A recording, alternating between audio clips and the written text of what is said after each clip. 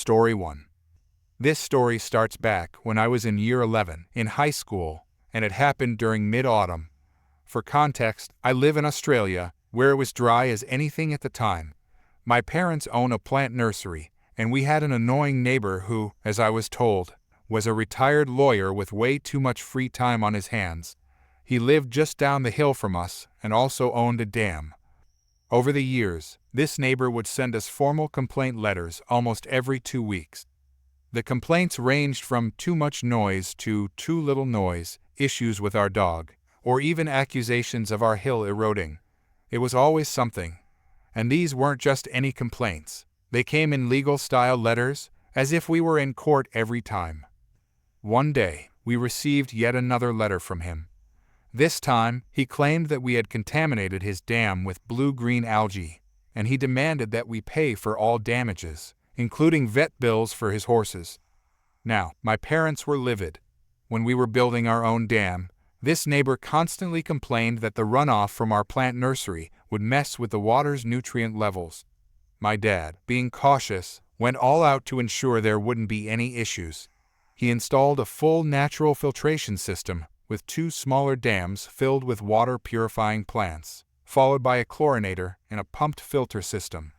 He even maintained the pH levels by backwashing mains into the dam monthly. So, obviously, my parents responded with a flat no to his demands. But the neighbor wasn't done. He made his biggest mistake by contacting Melbourne Water to come and inspect our dam and test the water. What he didn't realize was that he would be footing the bill for those tests. The Melbourne Water guy showed up and was clearly irritated. His coworker had called in sick, so he had to collect all the water samples and run multiple tests on his own. He wasn't thrilled, but I was curious because I was taking chemistry at the time, so I went out to chat with him. He was pretty impressed with our filtration setup and asked why he was even there, especially since our dam wasn't overflowing due to the dry conditions. We explained the situation with our neighbor, and he just shook his head in sympathy. Before leaving, the water guy noticed the fence line that went through the neighbor's dam. I told him how, a few years back, our neighbor had demanded we reinstall the fence to keep our dog in, making my dad pay for it. My dad, feeling petty, made sure to stick exactly to the property line, even if it meant the fence went straight through the neighbor's dam. The water guy smiled and said, "Well, I'll have to take a sample from that part too since it's technically your water." He left, saying that the water contamination review would be scheduled soon. A month later, the council arranged a meeting with the neighbor, my parents, and Melbourne Water. The neighbor walked in looking smug, thinking he had the upper hand. Melbourne Water guy began by stating that the contamination wasn't coming from our dam. Instead, it likely originated from the neighbor's horse manure runoff into his own dam. The neighbor looked confused, probably wondering why the meeting was happening if that was the case. But Melbourne Water guy wasn't finished yet. He then dropped the bombshell that water from the neighbor's dam had actually contaminated our dam. A full cubic meter of water was flowing from his dam into ours.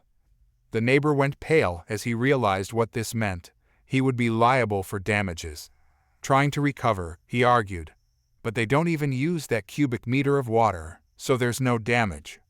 That's when my mom stepped in.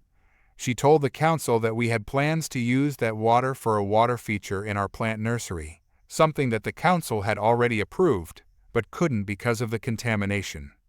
In the end, the neighbor was forced to pay for another inspection and to install a filtration system like ours, which cost my dad about $20,000 to clean up his water so we could go ahead with our water feature. Oh, and by the way, Melbourne Water guy, if you're reading this, thanks again. You were amazing and really helped us stick it to our annoying neighbor. As for the neighbor, he didn't send us another complaint letter for a few months after that. But, unfortunately, the complaints eventually started up again. Story 2.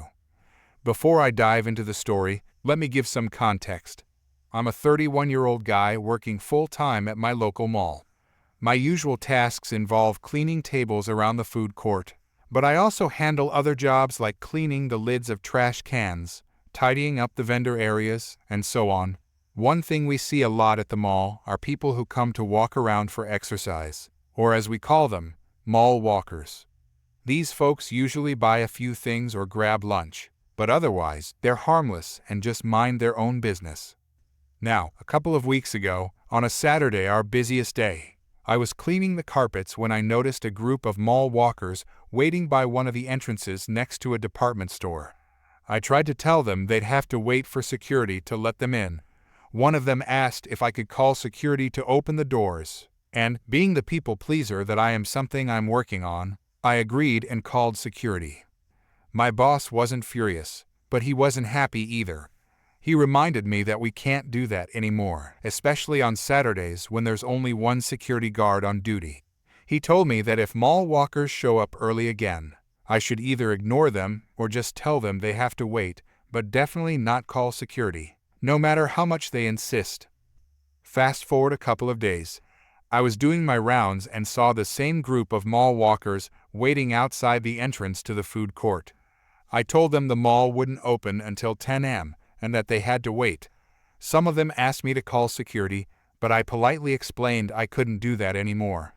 Most of them were fine with it, but there was one lady, let's call her Karen, who wasn't having it. Karen started banging on the door, demanding that I call security and let her in immediately.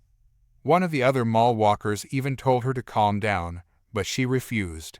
I remember her shouting, and I quote, "I didn't come all this way to get turned away. I don't care what time you open, I want in, and I want in now." I calmly told her she still had to wait until 10 a.m., but she began insulting me, calling me a terrible employee. I admit, I rolled my eyes and walked away. That seemed to really set her off. She started punching the door and yelling at me to come back. I, of course, decided to nope right out of there and notified security. Not even 5 minutes later, I heard a commotion in the vendor area between a sushi bar and a bakery. I called security again to report the situation, but they were already on their way. Turns out, Karen had snuck into the vendor area, which connects to both the food court and a jewelry kiosk. One of the mall employees told her she wasn't allowed to be there, and that's when things escalated. Karen, who looked like she was in her 40s, got into an argument with the employee, who was in her late 20s or early 30s. Unfortunately, it turned physical. I wasn't there for the scuffle, but the security guard later filled me in on the details. When security arrived, they told Karen she had two choices. She could either leave the mall and be permanently banned, or she could be arrested for breaking and entering an assault. I happened to be nearby when Karen responded, and, believe it or not, she said again, word for word. Or as a third option, you can go mind your business and let me walk the mall. You ugly, insert racial slur here. At that point, the security guard had enough and called the police. When they arrived, Karen was arrested for breaking and entering, assault, and resisting arrest. Seriously, what is it with these Karens and resisting arrest? It seems to be a trend. I know this story might sound too wild to be true, but I promise you, with how crazy the world is these days, anything seems possible. Story 3.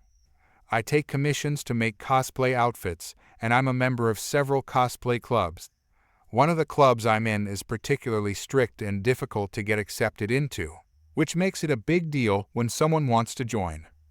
A girl, let's call her Lily, reaches out to me to make her a costume so she can join that very club. We go back and forth, working out the details. I agree to make the costume for a set price, and she'll also reimburse me for the materials, as long as I provide receipts to show I'm not overcharging her. She sends me a list of the club's specific requirements that the costume needs to meet for her to be accepted. So, I get to work. The costume is something I haven't made before, so I double-check with the club's judge to ensure I'm doing everything right. I do make a mistake at one point, but I fix it without charging her extra. Once everything is completed, I send her photos of the finished costume. I just need her to pay me so I can ship it. That's when the trouble begins. Lily suddenly isn't happy with the photos. She starts nitpicking the costume, pointing out small details. I calmly point out that everything matches the list of requirements she sent me. When that doesn't work, she tries claiming she's allergic to the fabric. I remind her that the fabric type is specified in the requirements, and ask why she didn't mention her allergy earlier. She drops that argument and shifts to complaining about the cost of the materials. She accuses me of buying the most expensive ones, which isn't true. I purposely chose the less expensive polyester instead of the pricier wool. I respond to each complaint reasonably, and eventually, she makes one vague, half-hearted comment, then goes silent. A bit of time passes, and I still have the costume. Lily hasn't paid me, so I poke her to see what's going on. Now, she's outright hostile. She claims I did everything wrong, calls me a scam artist, and says the costume won't get approved by the club. I offer to open a chat between her, me, and the judge to reassure her that everything is fine, but she refuses. Instead, she insults me some more. At this point, I'm done. I leave the conversation. Here's where the revenge comes in. I reach out to the leader of the cosplay club and explain the situation. I ask if I can post a warning to other members, just so they know what Lily's doing and can protect themselves if she tries to commission them. I suggest they make sure to get payment up front if they decide to work with her. The club leader decides to look into it. That's when he finds out even more than I had expected. Apparently, Lily wasn't just messing with me. She had already convinced 2 other club members to help her with another costume. They'd volunteered to teach her how to make it, but she pressured them until one of them basically ended up doing the whole thing for her for free. The club leader wasn't having it. He made the decision to ban Lily from ever joining the club. She wouldn't be able to get in, no matter what she did. The aftermath. Lily threw a massive tantrum on Facebook after she found out she was banned. She raged about it online, but there was nothing she could do. Meanwhile, the rest of us in the club got together, vented about our experiences with her, and celebrated with drinks. It felt amazing knowing we'd never have to deal with her drama again. Story 4. I like to think I'm a patient man. I'm hard to anger. My coworkers say they haven't seen me angry in the 2 years they've known me. I have firm boundaries, and as long as you don't cross any of them, I can let anything go. One of my boundaries is, don't mess with my cat. This story is about 2 of my coworkers and me, and it happened in the winter of 2013. I worked at a veterinary hospital as a veterinary technician and kennel attendant. Coworker 1 is a kennel attendant, and coworker 2 is the kennel lead. The kennel attendant is the one who comes in to take care of the animals, while the kennel lead is in charge of overseeing everything boarding and kennel related. They both crossed that very simple boundary. I went away over Christmas since I lived in another state from my family. While I was out, I left my cat to board at work. One of the perks is free boarding. I trusted my coworkers would take care of him even though it was one of the top 2 busiest weekends of the year. I set up his cage the night before I left. He's a shy boy, so I set up a tent with very distinct blankets. One is bright green, the other has rocket ships. I kissed him goodbye and was on my way. I enjoyed Christmas with family, candy and fudge, and other things unrelated to the story, and came back 6 days after leaving. It was late when I got back, so the hospital was already closed and everyone had gone home. We all have a key, so I swung by because I missed my cat and wanted to take him home. What greeted me when I got to him were those same blankets, the white rocket ships, now slightly tan yellow, damp with urine, old desiccated pieces of waste and smears on the wall, and a very stressed cat that smelled like urine. We're talking 6 days worth of filth. All they did was put in more food and change the litter box as far as I could tell. I saw red. The kennel attendant was scheduled to take care of the animals that holiday. The kennel lead had been there 3 different days I was gone, including the last 2. Figuring out how to get back at these people became the only thing I thought about. I was scheduled to work the day after I got back, and the kennel attendant was there. I didn't look at her all day, as it was the only way I could control my emotions. My blood was still boiling thinking about my boy who I'd had to bathe the night before, much to his chagrin. The sight of her made that primal part of my brain reserved for intense anger start to burn and made my muscles tense. Now, some important backstory here is that the kennel attendant was kind of terrible at her job. We were kind of friends since she was the only one who wasn't unpleasant to me when I first started. Whenever I'd find something she messed up, I'd gripe to myself, but I'd fix it. She did some write-up worthy things on a regular basis. I never did anything because the kennel lead was already aware and working on her. So I figured, none of my business. I decided against violence and figured I'd let my manager handle it. At first, I just told him about the condition of my cat and kept the rest to myself. He agreed it was unacceptable and said he'd talk to her. She denied everything, said she changed my cat's bedding every night, that he didn't get all of it in the litter box, unfortunately true. 12-pound cat, not fat, aiming at a box made literally for kittens. Basically, she said I lied to my manager's face without batting an eye. I gave her the chance to own up to it because that would have come with punishment enough. My manager told me what she said, and her blatant deception poked the dragon that was already awake and angry. I told him she's lying. I work in the kennel too, and not to mention I know my cat's waist well.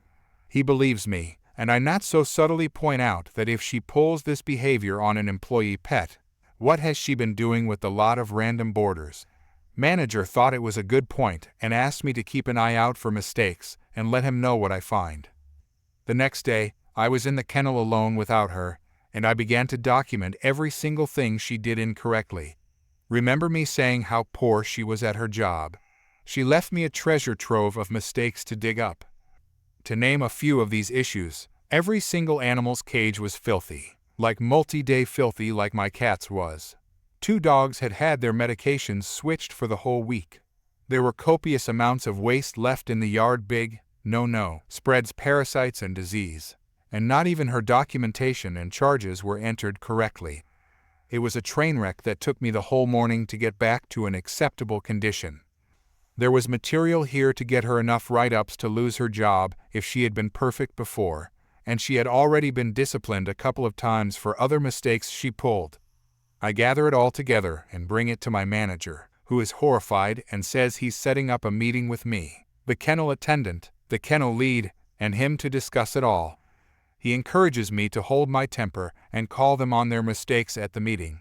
Until then, I hadn't even considered the kennel lead's complicity in this situation, but I immediately realized there were 2 people on my wrong side. The kennel lead was not as horrid at his job as the kennel attendant. He was very old in a demanding physical labor position. I figured what he'd got coming would be enough, so I could aim everything I had at the kennel attendant. What's the human equivalent of shooting fish in a barrel? Because this girl had already dug herself such a hole, it was incredible she hadn't been fired already. She didn't do her job. She was stealing clients from the clinic by offering to pet sit for cheaper, instead of offering boarding explicitly against our contract, fireable offense. She had been leaving 30 minutes early, leaving the poor condition I'd had to deal with, and I knew all of this. The day of the meeting rolls around, and the kennel attendant and kennel lead are blissfully unaware when the manager calls us into the office together. We all sit down and the manager begins to explain what the meeting is about. He was excellent, and we prearranged to give the kennel attendant one more chance to own up to my face and leave out the rest at first. He had asked me how far I wanted to take it.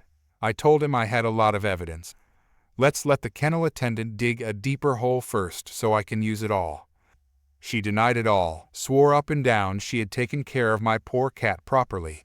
I graciously gave her the benefit of the doubt, saying, "Okay, I believe you did clean like you say, but then how did you miss this dried-up piece of waste?" She said my cat must have been dehydrated. I say, "Oh, well, you documented he'd been drinking well all week. Why would he be dehydrated?" She says it might have been just from the last day. She wouldn't just admit it. So I give my manager the look, and he tells her, "Okay, so you took care of the cat. What about all of this?" And he pulls out my stack of evidence I'd collected. The kennel attendant's face paled. The kennel lead had been silent up to this point and starts trying to apologize on the kennel attendant's behalf, saying it was a busy week and things slipped through the cracks. I called their bluff, saying I had been able to handle as many animals as she had had to a higher degree of cleanliness than the 2 of them could accomplish, so busy was not a valid excuse. We went over every single mistake the kennel attendant and kennel lead had committed for the past 3 days, individually and in depth with discussion about each one before moving on. As we worked through the stack, the manager wrote up the kennel attendant for every single offense that warranted it. By the end of it, she had 6 write-ups, 3 to get fired. She was sobbing, saying she couldn't afford her kids' daycare if she didn't have that job.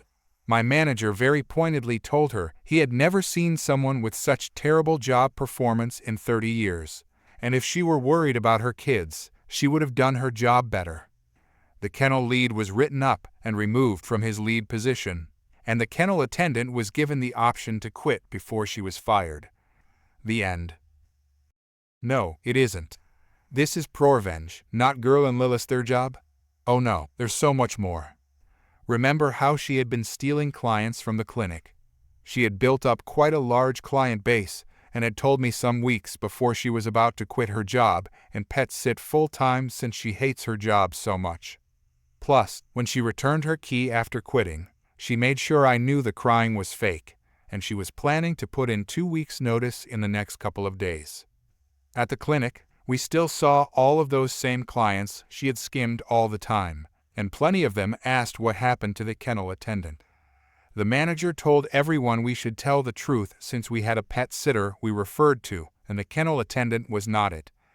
For the next few months, we saw so many faces twisted into expressions of disgust, contempt, betrayal, and worry when we told them why the kennel attendant was no longer there and why they should reconsider letting her watch their pets. Literally dozens of people. Anyone who has tried to pet sit or do yard work for a living before knows how hard it is to build that client base. The kennel attendant had a decent one, which we absolutely destroyed. After a while, she texted me saying I was a terrible person who was destroying her and her kid's life, and she couldn't afford daycare anymore. She went from 2 or 3 pet sitting gigs a week, about $300 a week, to maybe 1 a month. I told her to leave me alone and blocked her number, and haven't heard anything since. Karma, indeed. Don't mess with my cat. Story 5. So, this story isn't mine directly, but one that my dad told me about. It's honestly too funny not to share. It all revolves around this guy who lived in my dad's neighborhood. We'll call him Randy because, well, Randy seems like a good name for someone who's about to be the center of some entitled chaos. Now, my dad lives in the very back of a pretty wealthy neighborhood. It's quiet, not a lot of cars driving by, and everyone kind of keeps to themselves. There's this small secondary subdivision at the very end where only about 12 houses are, and Randy's house is the first one you see when you turn onto my dad's street. His house is on the left, set far back with a huge fenced-in yard, but for whatever reason, he's the type of guy who'd rather complain than mind his own business. Apparently, Randy had this huge issue with people not coming to a full stop at the stop sign next to his house. Now, remember, this is a tiny, dead-end street with 12 houses.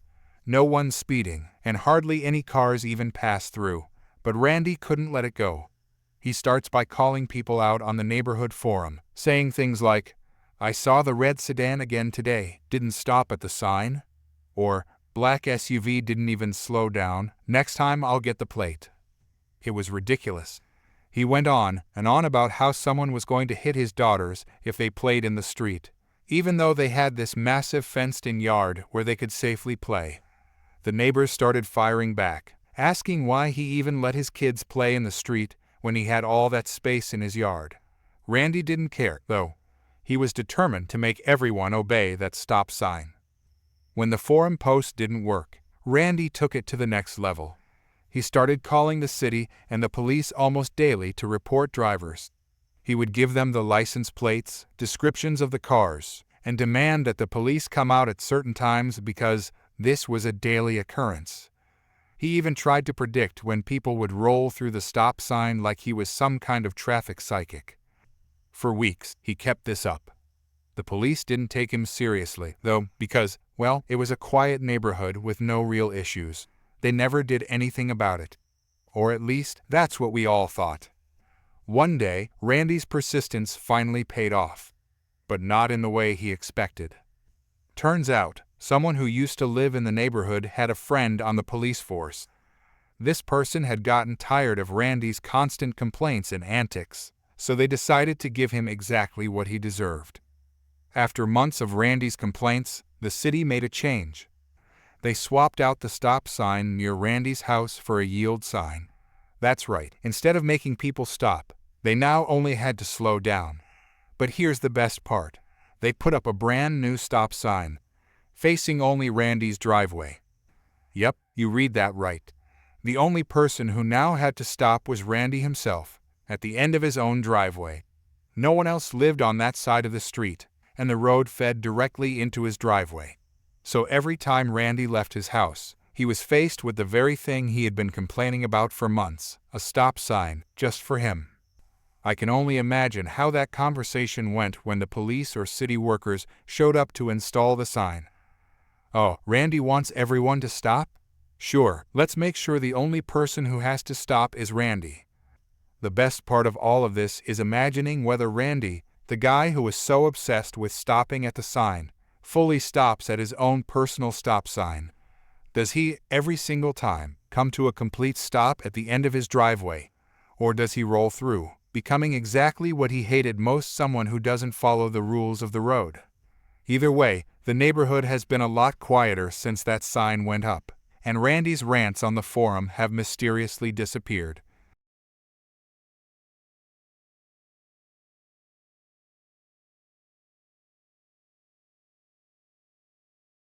Story 6. My ex-husband and I had a pretty smooth divorce, considering the circumstances. Even though he cheated on me after 12 years of marriage, and we had 2 kids under the age of 4, I was determined to handle things differently than my parents did during their split. I never spoke negatively about him, and always tried to defend him when our kids were upset with him. I even extended an olive branch to the woman he left me for, inviting her to family events so she wouldn't feel uncomfortable, and we eventually became friends. She was basically their stepmom, so I figured, why not? We made it a point to celebrate holidays together as one big group, me, my new boyfriend, him, and her, so the kids didn't have to pick sides. It was a great arrangement, and everyone was comfortable. There was even a time when I had back surgery, and I recovered at their house, with her cooking meals for me. He and I coached the kids' basketball and baseball teams together, and when he and she got married 13 years later, I helped with their wedding. But despite this seemingly perfect arrangement, there was always tension under the surface. He had moved to another state to raise her children, leaving me to raise ours alone. She quit her job when they got together, and I had to go back to work to support our kids. Still, I worked hard to keep any bitterness away from the children. When we initially separated, I got a great deal in the separation agreement. He asked that I not take half of his retirement, and in exchange, he'd pay me a set amount in child support and an additional amount in alimony. Because he was making good money, and I was a stay-at-home mom at the time, I agreed. Normally, alimony ends after 5 years, but since I didn't take half of his retirement, we agreed it would only end upon my remarriage or death. The problem started when he moved to be with her. He left his cushy job and took a new position that didn't work out financially. But instead of getting the child support and alimony reduced legally, he borrowed money from his mother to keep up with payments. I found out about the situation and gently suggested to his mother that she stop paying for him once he got back on his feet. But she continued to support him financially.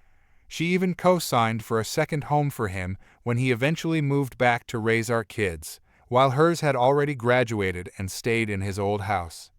At one point, he came to me, asking if I would accept just the child support and half the alimony, promising to catch up on the overdue amount when he was earning more.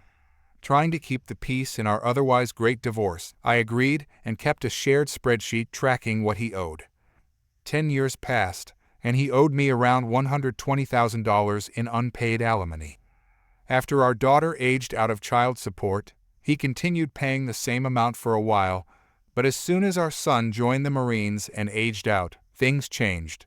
2 weeks after our son left, my ex called me, saying he wasn't going to pay me another cent, and told me to take him to court if I wanted to try and get the money.